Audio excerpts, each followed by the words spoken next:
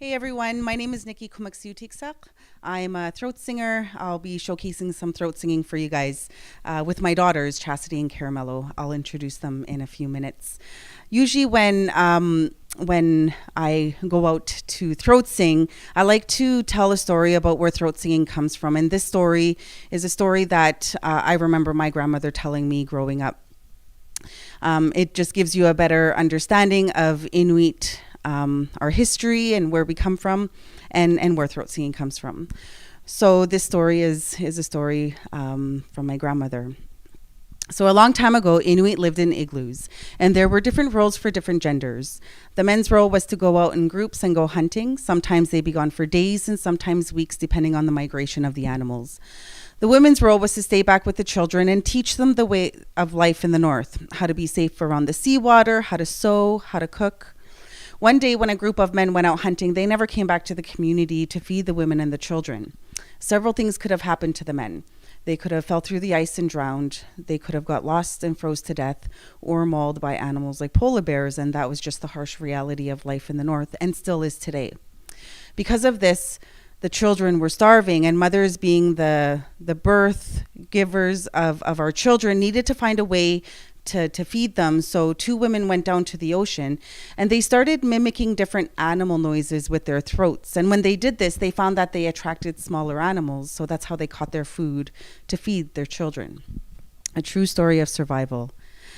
Throat singing today, typically you have two women and they're facing face to face, looking into each other's eyes, making different noises with their throats. And basically the first person that laughs is a loser.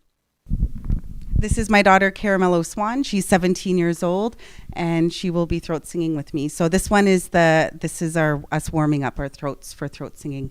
I'm super proud of her for being able to showcase a part of her culture and to throat sing with me. It's such an honor.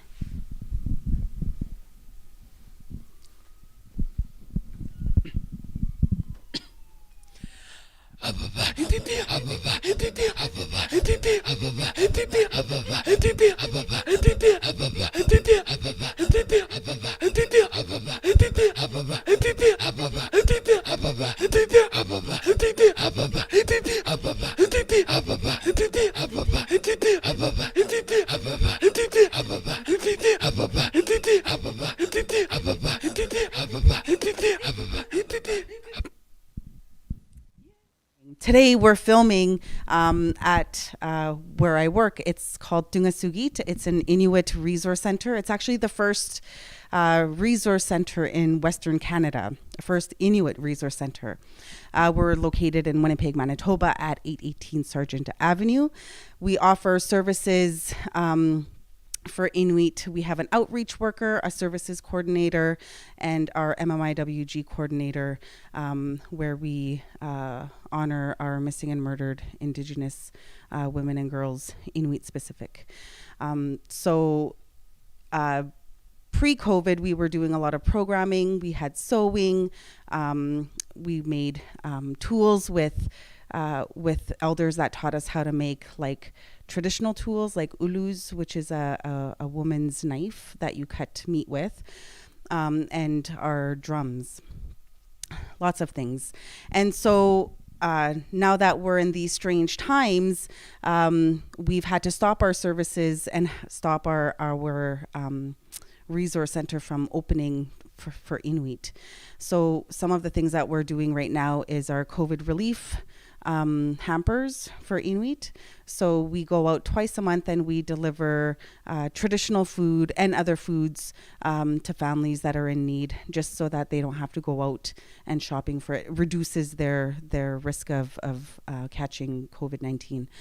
And the other services that we provide is our laundry service. So we have a taxi service where we pick up the families. They can come here and do a few loads of laundry while they're here. They have access to internet. Long distance phone calls are free. And that's where we can assist them with resume writing if they need it, or to make phone calls. So yeah, and then once they're done their laundry, we provide all of like the laundry stuff, and then we drive them back home. So those are just some of like the COVID relief stuff that we're doing right now. We're hoping to open back up very soon once our numbers start going down. So yeah, I think it's super awesome that we're able to showcase a little bit of our center. Behind me, you see this is a traditional Inuit. It would be a tattoo that an Inuk woman would wear. So this is just telling you the 4 pillars. Right in the middle, you see 4 lines going up. Those are like the 4 pillars of like services that we offer. So education, health, social services, and child welfare.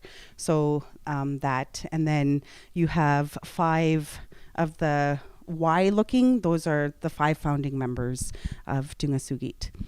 This is my daughter, Chastity Swan. She's 19 years old and is a university student. So she's super busy. We're going to be doing the saw. This is called the saw. So this mimics cutting a tree with a handheld saw.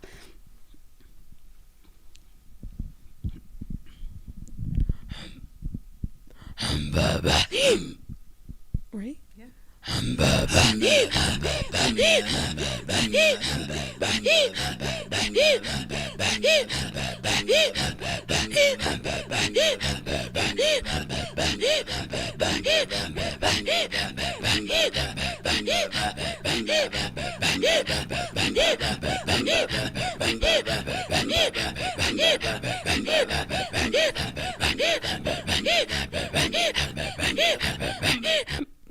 Whew. That's a hard one. Wait, let's just finish that one.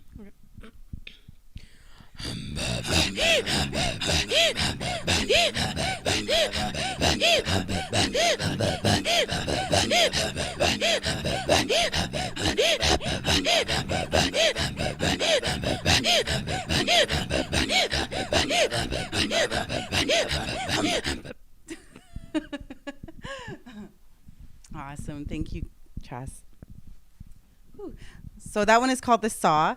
A lot of people like that one because they say it actually does sound like you're cutting a tree with a handheld saw, which is kind of funny because in Nunavut we don't have trees, but yet we're able to mimic that noise.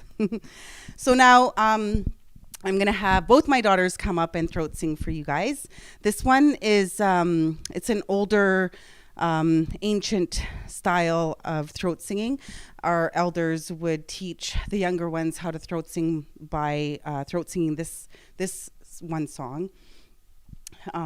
Yeah, it's one of the first throat songs that ever came out. So please give it up for Chastity and Caramello Swan.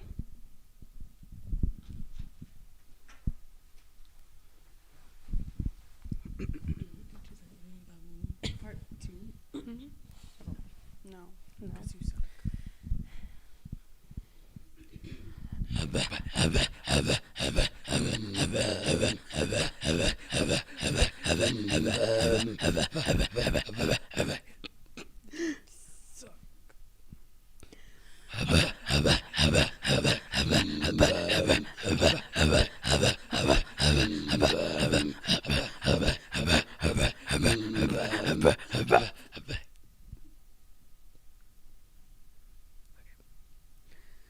Stop. Okay.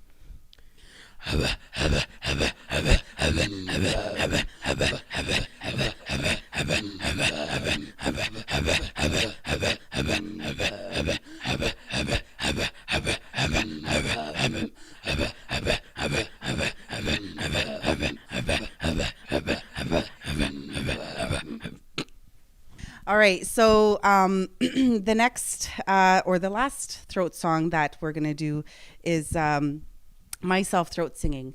So how I became to throat sing by myself is, you know, like living in an urban setting and being so far away from the north. It's really hard to find partners to throat sing with. And so I needed to improvise and just kind of teach myself some throat singing. And I really wanted to like showcase it and show people what throat singing sounded like and what it was about.